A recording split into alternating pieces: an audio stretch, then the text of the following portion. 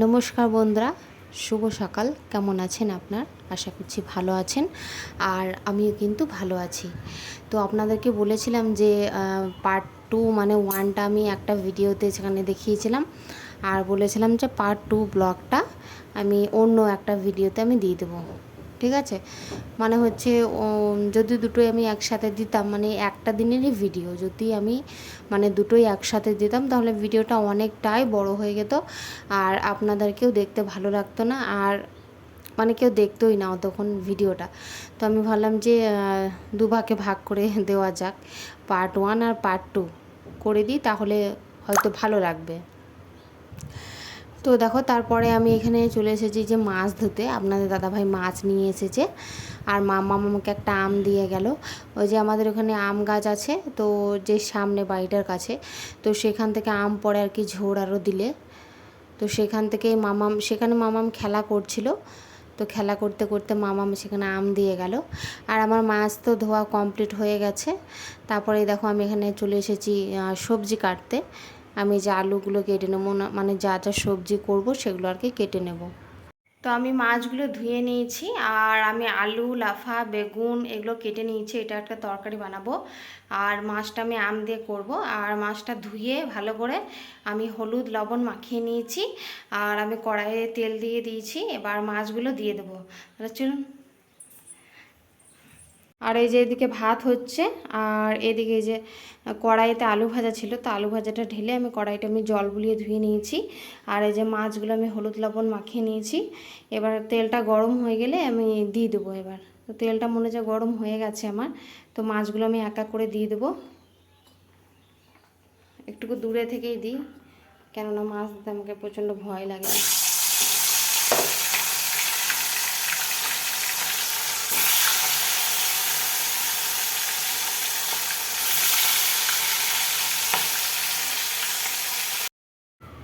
আর এই যে মাছগুলো আমার কিন্তু ভাজা মোটামুটি কমপ্লিট হয়ে গেছে এক পিঠ, তো আমি আর এক পিঠ উল্টিয়ে দিই মাছগুলো। আর মাছ ভাজতে সত্যি আমার কিন্তু একটুকু ভয়ই লাগে, মানে হচ্ছে যখন মাছ আর ডিম, আমি একটা ভিডিওতে দেখিয়েছিলাম ফোনে, ডিম ভাজতে একটা মেয়ের মানে গোটায় পরিমাণে ফোসকা পড়ে গেছে। তো তখন থেকেও না মানে ডিম আর মাছ ভাজতে আমার কিন্তু একদমই ভয় লাগে। আর দেখো আমার ঘর দৌড়ে অবস্থা, আর আমি চুটকি মেরে এটাকে মানে ক্লিন করে নিলাম।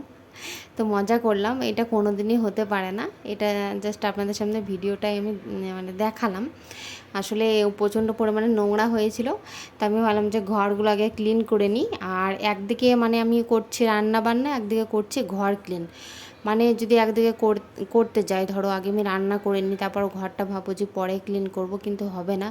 কারণ হচ্ছে যে মামামকে স্নান করানো, মামামকে খাওয়ানো, মামামকে ঘুম পাড়ানো, মানে সব কিছুই করতে হয়। তো আমাকে মানে এটা ভাবতে হয় মেনটেন করে যে আমাকে দুই দিকেই মানে করতে হবে, মানে একদিকে করলে কিন্তু হবে না।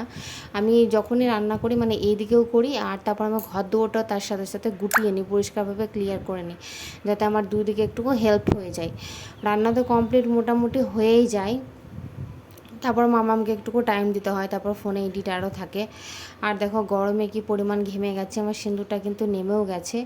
এই কদিন যা গরম পড়েছে, মানে বলার বাইরে, প্রচণ্ড পরিমাণে গরম পড়েছে। তো এই তরকারিটা লাফাতে আলুতে বেগুন যে বাবাটা করেছিলাম, ওটা প্রথমে আমি তেল দিয়ে কষিয়ে নিয়েছি। তারপরে আবার মশলা, টমেটোর মশলা, আদা রসুন বাটা সব দিয়ে দিয়েছি, দিয়ে আবার কিন্তু দিয়ে দিয়েছি। আর এই তরকারিটা এখন আমি কষিয়ে নিচ্ছি।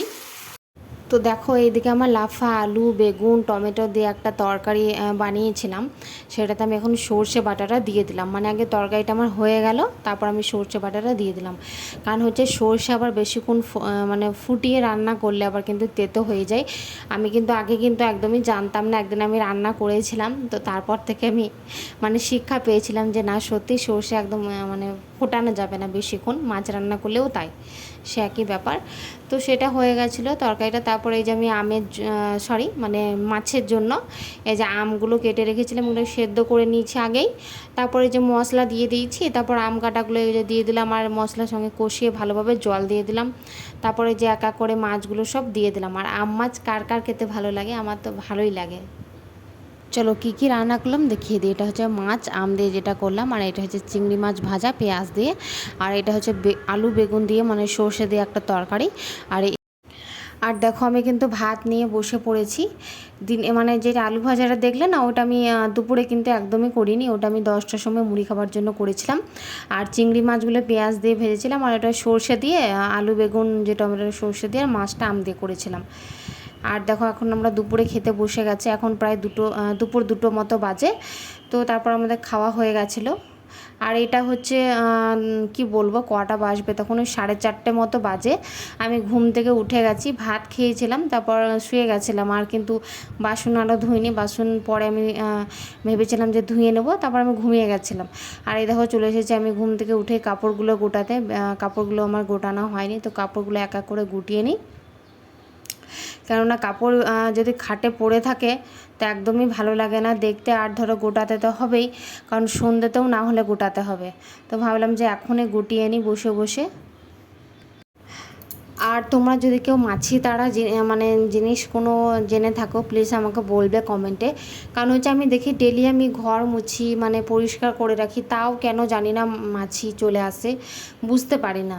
আর দেখো চুলটা বেঁধে আমি চলে এসেছি এখানে এই যে ফ্রিজটা পরিষ্কার করতে। কারণ হচ্ছে ফ্রিজটা প্রচুর নোংরা হয়েছিল, কদিন ধরেই ভাবছিলাম যে ফ্রিজটা আমি পরিষ্কার করবো, কিন্তু আর হয়ে উঠছিল না।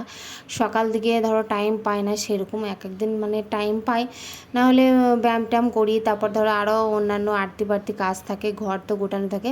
আর ফ্রিজ কিন্তু আমি একদমই মানে নোংরা করে রাখতে পছন্দ করি না।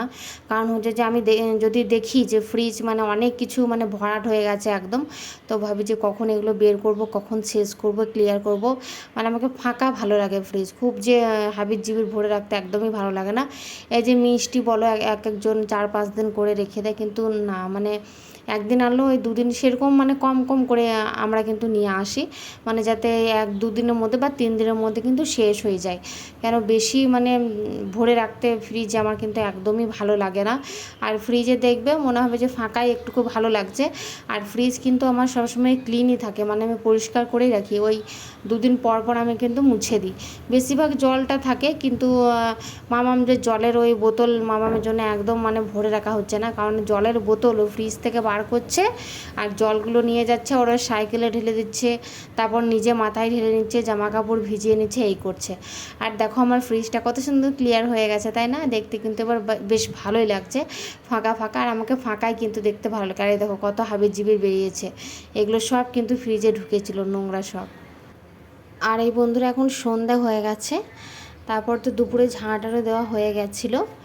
তারপর আর সন্ধে দিয়ে দেওয়ার পর আর ভিডিওটা করা হয়নি। আর এটা হচ্ছে মানে কটায় 7:30 পৌনে 8টা মতো বাজে। আর আপনাদের দাদাভাই বাজার থেকে একটা আমল কুল নিয়ে এসেছে। আমল কুল আমার কী যে ভালো লাগে, মানে বাচ্চাদের মতো, সবাই মনে হয় বাচ্চাগুলোই খায় জানি, কিন্তু আমার না মানে আমল কুলটা খুবই ভালো লাগে, আমি কেন জানি না, মানে আমল কুলটা আমার খুব ফেভারিট, আমার খুব ভালো লাগে। একটা মানে আপনাদের দাদাভাই চকলেট ফ্লেভার এনেছিল, এত বাজে, মানে আমাকে একদম ভালো লাগেনি চকলেট ফ্লেভারটা।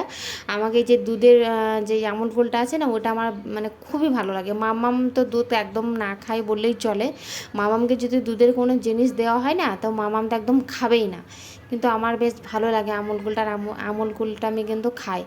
আর আমল কুল, আর এখন আবার একটা মানে জিনিস ধরেছি, সেটা হচ্ছে মদন কটকটি। তো সেগুলো হচ্ছে আপনাদের দাদাভাই যখনই কিন্তু বাজার যাই আমার জন্য কিন্তু নিয়ে আসে।